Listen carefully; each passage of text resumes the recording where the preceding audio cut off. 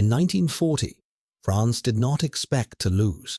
Not quickly, not decisively, and definitely not humiliatingly. On paper, the French army was one of the most powerful forces on earth. Its tanks were heavier than German tanks. Its artillery was more advanced. Its defensive line, the Maginot Line, was the most expensive and sophisticated fortification system ever built. French generals believed they had solved war itself. Germany, in their eyes, would bleed itself dry against steel, concrete, and superior firepower. 6 weeks later, France surrendered. This wasn't because French soldiers were weak. They weren't. And it wasn't because their weapons were inferior. In many cases, they were better. France lost because it prepared perfectly for the wrong war. After World War I, France was traumatized. Over 1 million dead. Entire generations erased. French military doctrine became obsessed with one idea: never fight like that again. The solution was defense. Slow, controlled, methodical warfare. No chaos, no risk, no improvisation. So France built the Maginot Line, a fortress stretching along its eastern border. Underground railways, armored turrets, climate-controlled bunkers. It was so advanced that soldiers inside could live comfortably for months under siege. To the French High Command, this was the ultimate weapon. Any German attack would be stopped cold.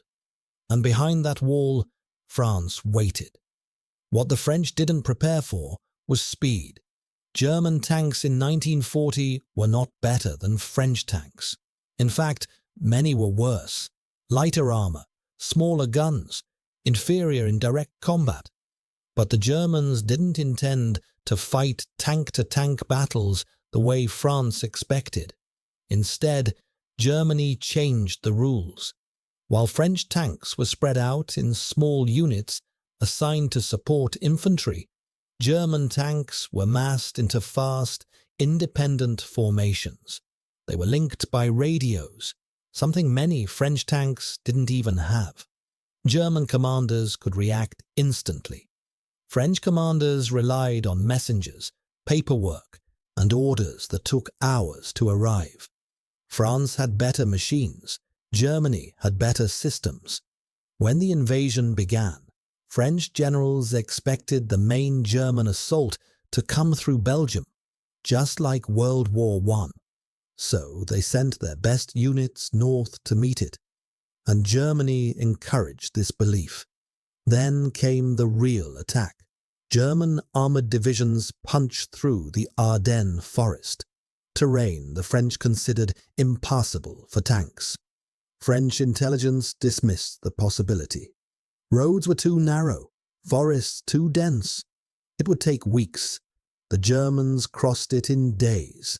French units in the Ardennes were under strength, poorly positioned, and completely unprepared.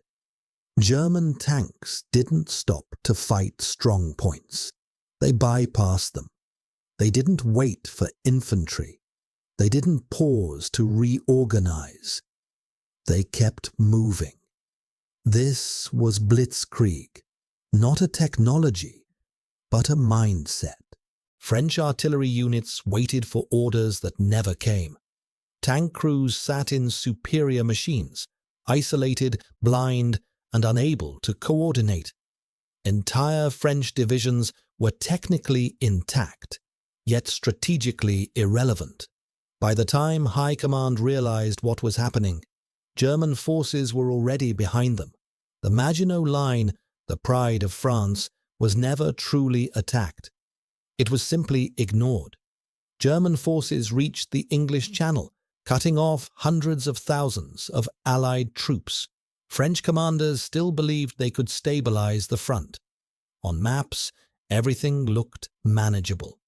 On paper, France still had the numbers. But war isn't fought on paper. Communication collapsed. Units retreated without orders. Others waited for commands that would never arrive.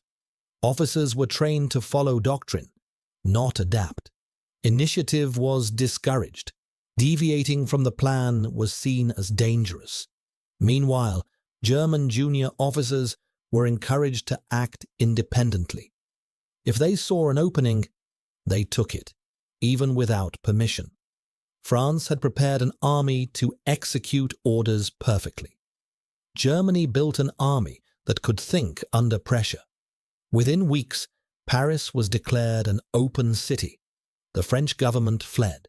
The same army that had terrified Europe for decades was paralyzed, not by inferior firepower, but by superior tempo.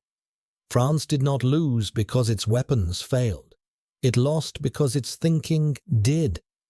And that's the lesson.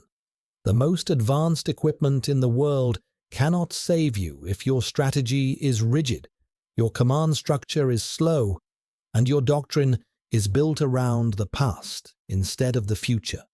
France optimized for control. Germany optimized for momentum.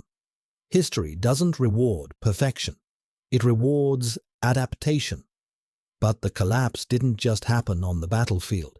It happened inside the French command system itself.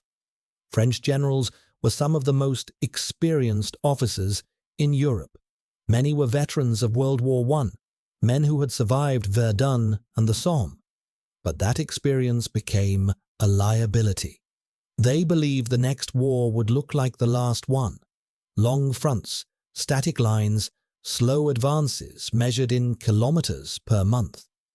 Every plan, every exercise, every doctrine was built around caution. Speed was seen as reckless. Initiative was seen as dangerous. Orders flowed downward through layers of bureaucracy, and nothing moved without approval.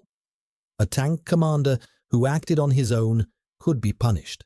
A junior officer who deviated from the plan was seen as a problem, not an asset. Even when German breakthroughs were reported, many French commanders assumed the reports were exaggerated or temporary. After all, the enemy was supposed to stop. They never did. One French tank commander later recalled watching German columns drive past his position, completely exposed. He had the firepower to destroy them, but he had no orders. And without orders, he did nothing. By the time permission came, the Germans were gone, already cutting supply lines somewhere else. This happened again and again. Meanwhile, German doctrine explicitly encouraged lower-ranking officers to exploit opportunities immediately. If communication failed, they were expected to decide on their own. Mistakes were acceptable. Hesitation was not. This created a force that moved like a living organism, flexible, aggressive, and impossible to pin down. French units, by contrast, fought bravely in isolated pockets. In many direct engagements, French tanks destroyed German tanks with ease, but these victories meant nothing. Winning locally while losing strategically is the cruelest kind of defeat. Even French air power, often blamed for the loss, suffered from the same problem. French aircraft were competitive, but missions required centralized approval. German pilots flew constantly, reacting in real time. France planned, Germany acted. By the time the scale of the disaster became undeniable, it was already irreversible. Entire armies were encircled. Supply lines were severed. Refugees clogged roads, making movement impossible. Morale collapsed, not because soldiers lacked will, but because nothing they did seemed to matter. The war had escaped the plan, and plans were all France had. In June 1940, as German troops marched through Paris, many French soldiers were still armed, still organized, and still ready to fight. But the system that controlled them was frozen. The state surrendered while large parts of the army remained intact.